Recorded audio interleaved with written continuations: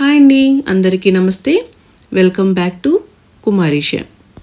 ఈరోజు మనం mutton liver ఫ్రైని ఎలా తయారు చేసుకోవాలి అనేది ఈ వీడియోలో చూద్దాము.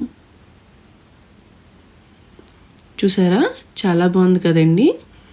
మరి ఇలాగా ఎలా తయారు చేసుకోవాలి మన ఇంట్లోనే అనేది చూసేద్దాం, వచ్చేయండి. ముందుగా దీనికోసమని నేను మటన్ లివర్ని ఒక 250 గ్రామ్స్ తీసుకుని ఈ విధంగా క్లీన్ చేసుకుని ఒక బౌల్లో అయితే పెట్టుకోండి. తర్వాత ఒక దలసరపాటి కడాయిని స్టవ్ మీద పెట్టుకుని అందులోని 1 టేబుల్ స్పూన్ ధనియాలు, 1/2 టేబుల్ స్పూన్ మిరియాలు, 1/2 టేబుల్ స్పూన్ జీలకర్ర, ఒక స్టార్ అనాస్ ఫ్లవరు, ఒక 3 యాలకులు, అలాగే ఇక్కడ చిన్నవి 2 దాల్చిన చెక్క ముక్కల్ని ఈ విధంగా వేసుకోండి. అలాగే ఇక్కడ నేను ఒక 4 లవంగాల్ని, 3 డ్రై చిల్లీస్ని, ఎండుమిర్చిని, అలాగే ఇక్కడ 2 మరాఠీ మొగ్గల్ని, 1/2 జాజికాయ, 1/2 జాపత్రి వేసుకుని వీటిలన్నిటిని కూడా మనం లో ఫ్లేమ్లోనే బాగా ఫ్రై అయితే చేసుకోవాలండి. చూసారా, ఇక్కడ మొత్తం అన్నీ కూడా ఫ్రై అయిపోయినాయి. వీటిని ఒక 2 మినిట్స్ మనం చల్లారనిచ్చి ఇప్పుడు ఒక చిన్న మిక్సీ జార్ తీసుకోండి. తీసుకుని అందులో ఇవన్నీ కూడా వేసేసుకుని బాగా బ్లెండ్ చేసుకోండి.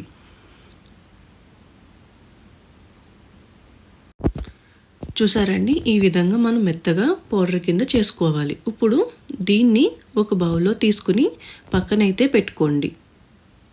ఇప్పుడు తర్వాత అదే మిక్సీ జార్లో 1 ఇంచు అల్లాన్ని, అలాగే 3 ఎల్లుల్లిపాయ రెబ్బల్ని వేసుకుని మనం మెత్తగా పేస్ట్లా చేసుకోవాలండి. ఇలా అల్లం వెల్లుల్లి పేస్ట్ని మనం రెడీ చేసుకోవాలి.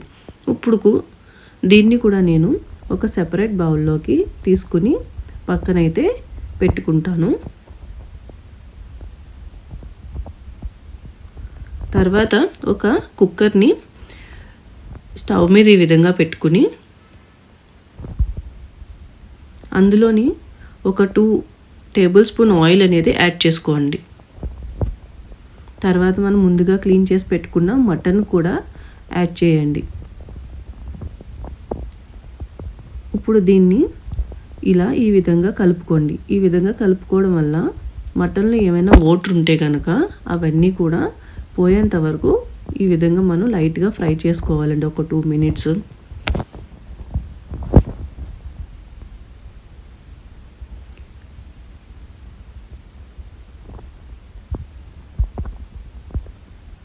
ఇప్పుడు ఇందులోని 1/2 టేబుల్ స్పూను పసుపు కూడా వేసుకుని బాగా ఇంకొక 2 మినిట్స్ అనేది ఫ్రై చేయండి.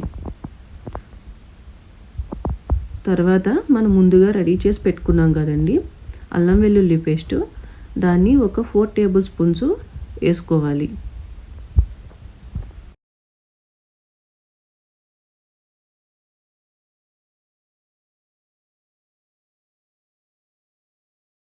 వేసుకున్నాక ఈ విధంగా మొత్తం అంతా కలిసేలాగా కలుపుకోవాలి.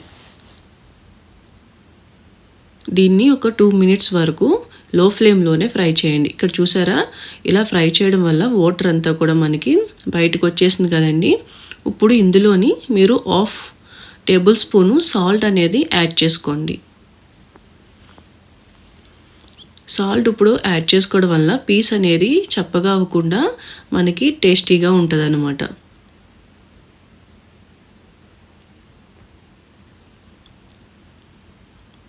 అలాగే ఇప్పుడు 1/2 గ్లాస్ వాటర్ కూడా యాడ్ చేయండి.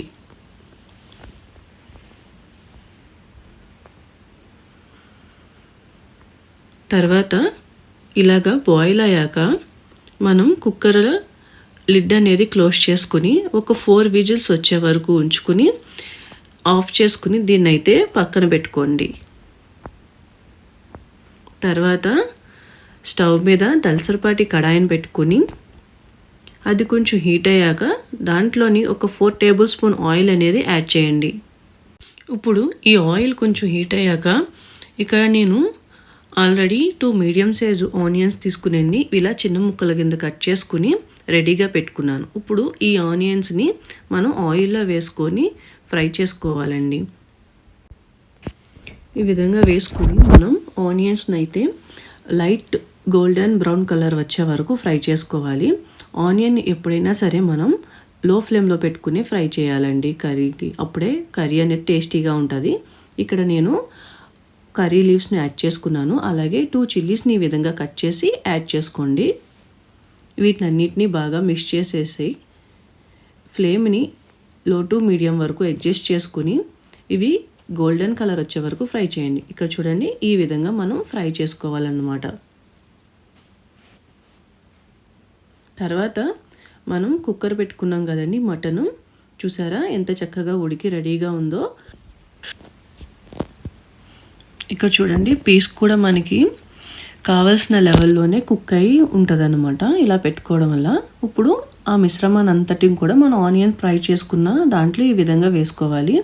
అలాగే మనం ముందుగా రెడీ చేసి పెట్టుకున్నాం కదండి మసాలా పౌడర్ని, దాన్ని ఇక్కడ ఒక 2 టేబుల్ స్పూన్ మసాలా పౌడర్ని వీడియోలో చూపించిన విధంగా వేసుకోండి. వేసుకున్నాక దీన్ని కూడా మనం బాగా కలుపుకోవాలి. ఒక 2 మినిట్స్ వరకు మనం మీడియం ఫ్లేమ్లోనే దీన్ని ఉడికించుకోవాలి. తర్వాత ఈ విధంగా అయితే మూత అయితే పెట్టేసి ఒక 3 to 4 మినిట్స్ అయితే ఉడకనివ్వండి. చూసారా, ఇక్కడ ఇలా ఉడికాక ఇందులోని మీరు ఒక 1/2 టేబుల్ స్పూన్ సాల్ట్ అనేది యాడ్ చేసుకోండి. అలాగే 2 టేబుల్ స్పూను కారాన్ని కూడా యాడ్ చేసుకోండి.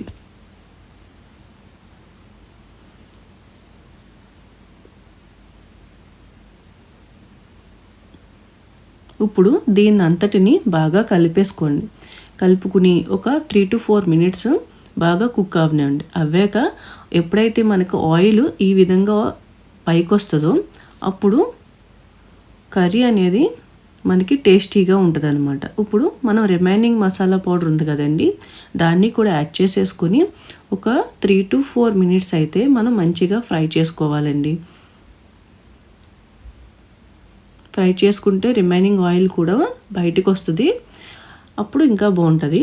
ఇక్కడ నేను కర్రీ లీవ్స్ వేసుకుని ఇంకొక 2 మినిట్స్ అనేది ఫ్రై చేసుకుంటానండి. చూసారా, ఫ్రై అంతా ఫ్రై అయిపోయింది. ఆయిల్ సెపరేట్ అయిపోయింది, పీస్ సెపరేట్ అయిపోయింది. అంతేనండి, మటన్ లివర్ ఫ్రై అయితే రెడీ అయిపోయింది. నేనైతే మీకు ఈ వీడియో నచ్చిందనే అనుకుంటున్నాను. నచ్చితే కనుక షేర్ చేయండి, లైక్ చేయండి, అలాగే సబ్స్క్రైబ్ చేయండి. Thank you for watching.